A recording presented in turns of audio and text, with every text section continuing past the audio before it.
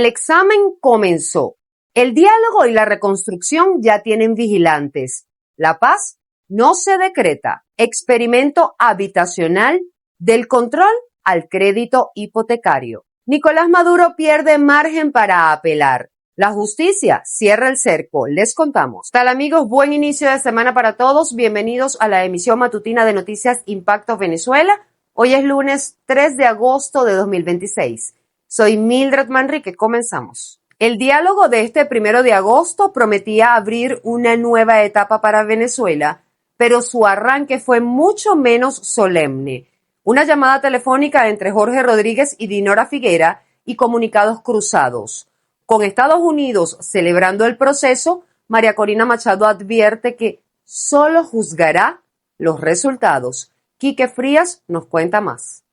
La negociación que debía marcar el inicio de una nueva era política para Venezuela arrancó con una imagen mínima, una llamada telefónica. Después de semanas de expectativas por el 1 de agosto, de anuncios, filtraciones y promesas de transición, la primera respuesta fue una prórroga disfrazada de avance. Dinora Figuera, presidenta de la Asamblea Nacional 2015, y Jorge Rodríguez, representante del gobierno interino de Delcy Rodríguez, sostuvieron una conversación telefónica que dio inicio al proceso de diálogo para la transición democrática de Venezuela. En mi condición de coordinador del diálogo por el Gobierno Nacional, sostuve una llamada telefónica con la doctora Dinora Figuera, a los efectos de iniciar un proceso de diálogo político inclusivo y efectivo. Como todo proceso político, pues tiene auspiciantes, tiene detractores, eso depende de los intereses y además del momentum político. Aquí hay personas que estaban entusiasmados con la idea de la suspensión del proceso para salir a criticar grupos que, como no fueron incluidos como ellos querían, están vilipendiando, y también están aquellos que esperaban que el primer día se resolviera todo.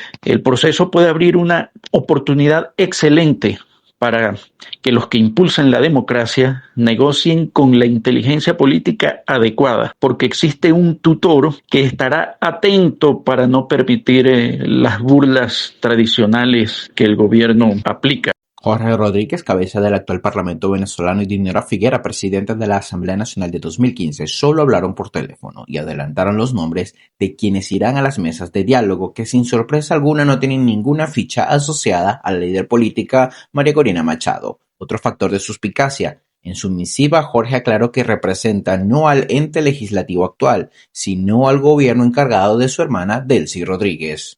Cuando se inicie, pues los temas que pueden parecer muy generales serán más detallados, más pormenorizados y sobre todo para precisar su alcance y sus lapsos. No hay en este momento una alternativa mejor, que debemos ser cautos, sí, pero eso no significa que no tengamos una visión positiva de lo que puede salir de ahí.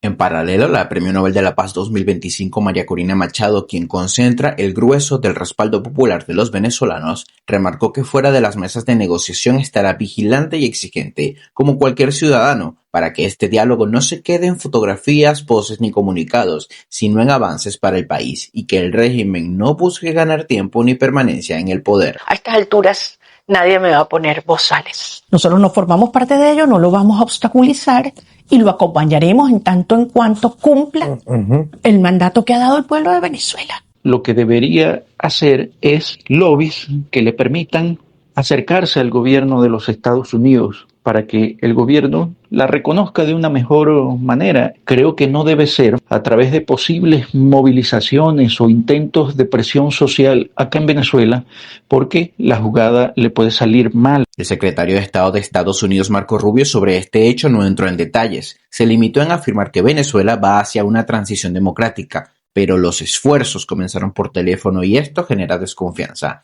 Los actores del proceso tendrán que demostrar si pueden avanzar en los intereses de la población y, por supuesto, de la Casa Blanca. Reportó para ustedes Quique Frías.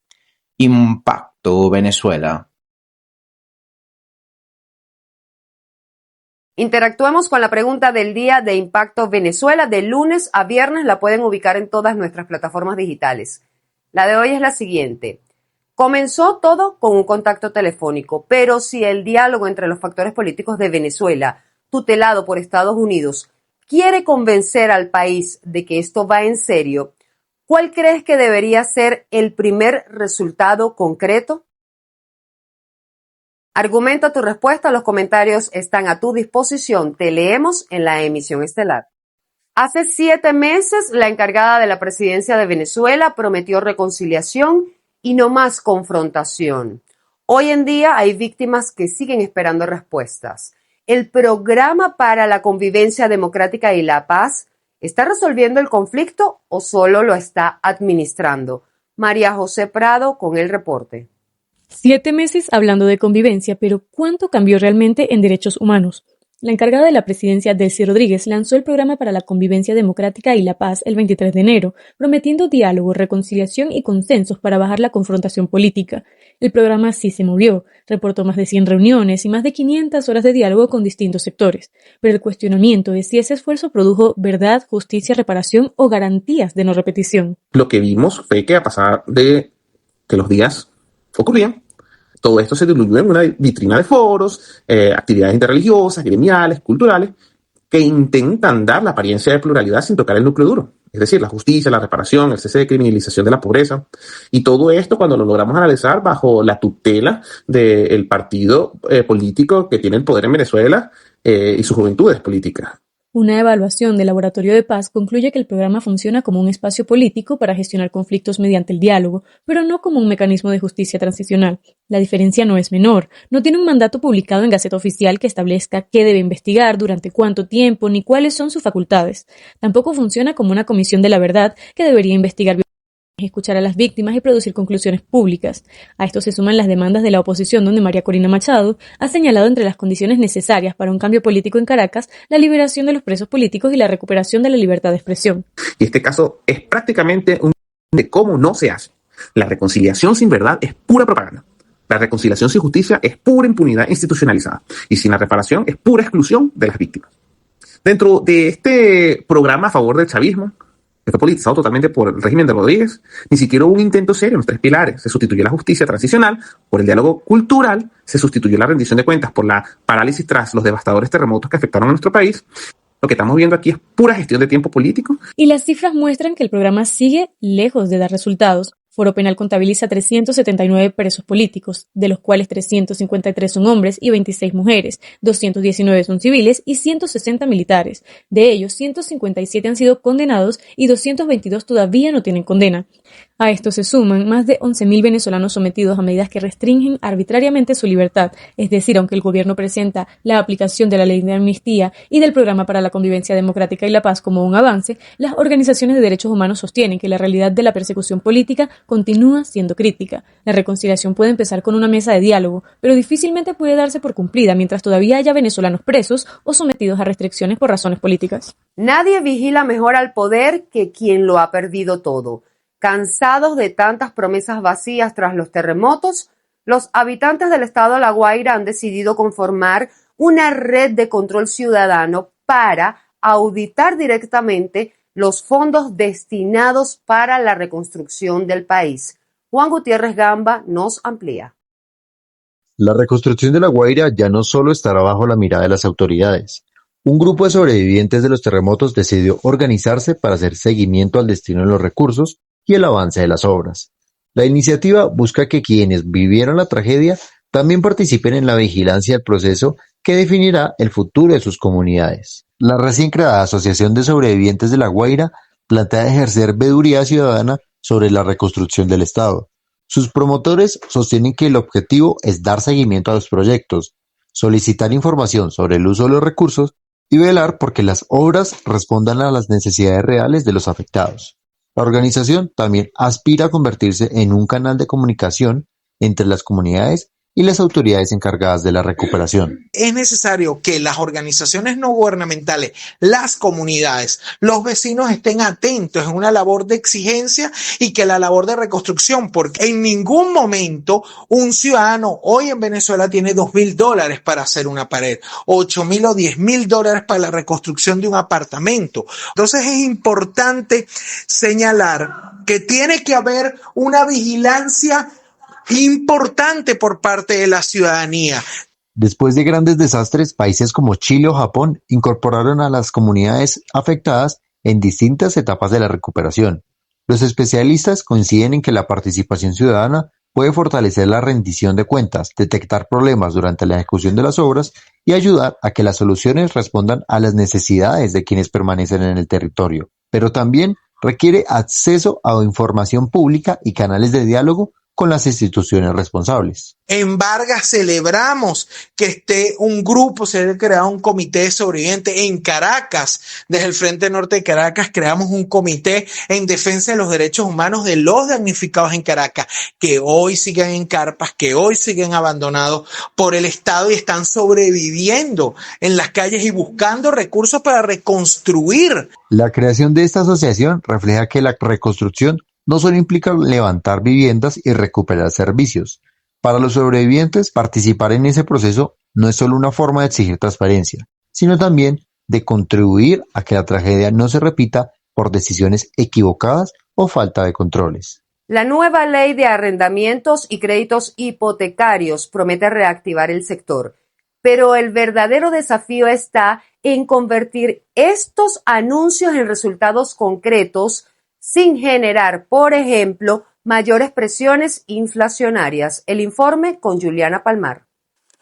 La Asamblea Nacional sancionó una nueva ley de arrendamientos que elimina parte de los controles sobre el mercado de alquileres y permite que propietarios e inquilinos acuerden libremente el canon de arrendamiento, en un intento por reactivar la oferta de viviendas. Quiero también anunciar a quienes perdieron su vivienda principal, víctimas de este doble terremoto, que ya está lista la banca, tanto pública como privada, para dar créditos de compra de vivienda en el mercado secundario. La reforma coincide con el anuncio de un plan de créditos hipotecarios subsidiados para la compra de vivienda, una combinación de medidas que representa un cambio en la política habitacional aplicada durante más de una década. No pudo, se declaró en default en el año 2017 y ha tenido un proceso inflacionario producto justamente de la emisión de dinero inorgánico, del descontrol en su finanza. El déficit fiscal se refiere justamente a que gasta más de lo que le ingresa, de tal manera que la principal limitación que tiene este programa de subsidios es la capacidad fiscal del Estado. El Estado no cuenta con los recursos para financiar.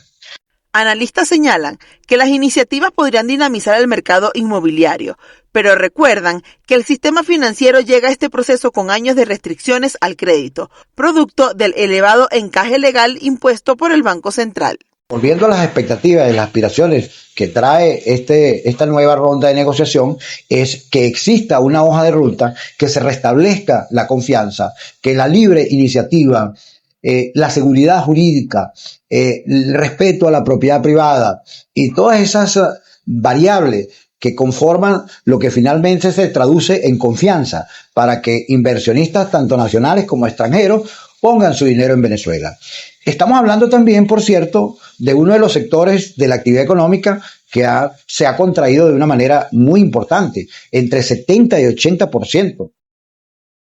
Los especialistas también advierten que el principal desafío será garantizar el financiamiento de los subsidios, sin recurrir a la emisión de dinero sin respaldo, además de generar confianza y seguridad jurídica para que propietarios, bancos e inversionistas respondan a la nueva legislación. Para Impacto Venezuela, Juliana Palmar. Si sientes que te perdiste entre tantos acontecimientos, no te preocupes. En Impacto Venezuela te ponemos al día en solo 60 segundos. Las réplicas no ceden. ¿Por qué en Venezuela sigue temblando? Más de un mes después del doble terremoto del 24 de junio, el norte del país continúa registrando actividad sísmica como parte del proceso de reajuste de las fallas geológicas. Especialistas explican que las réplicas pueden extenderse durante semanas o incluso meses, mientras la corteza terrestre libera la energía acumulada. La alerta volvió a activarse este 2 de agosto. Funvisis reportó un sismo de magnitud 4.2, registrado a las 2:37 de la tarde con epicentro a 9 kilómetros al sureste de Irapa, estado Sucre, y una profundidad de 28 kilómetros. El movimiento fue percibido en localidades del oriente del país. Expertos reiteran que este tipo de eventos forma parte de la secuencia de réplicas y no aplica necesariamente a que vaya a ocurrir un nuevo gran terremoto, aunque mantienen el llamado a la prevención y al monitoreo permanente. Maduro pierde margen para apelar. La justicia cierra el cerco. El proceso judicial contra Nicolás Maduro en Estados Unidos avanza hacia una nueva etapa con el juicio programado para el 1 de junio de 2027. Según la periodista Maybor Petit, el juez federal Alvin Hellerstein está blindando el expediente para reducir al máximo las posibilidades de apelación, resolviendo previamente cada controversia legal que pueda ser utilizada por la defensa. Maduro y Cilia Flores enfrentan cargos relacionados con presunta conspiración para narcoterrorismo y delitos con armas, que podrían acarrear en cadena perpetua. La defensa insiste en alegar inmunidad presidencial e inconstitucionalidad del proceso, argumentando que el tribunal deberá resolver antes de iniciar el juicio. La información continúa y nosotros también. Acompáñennos en impactovenezuela.com y @impactove en redes sociales para más. Suscríbanse y activen las notificaciones en el canal de YouTube. Que tengan un buen día. Nos vemos mañana.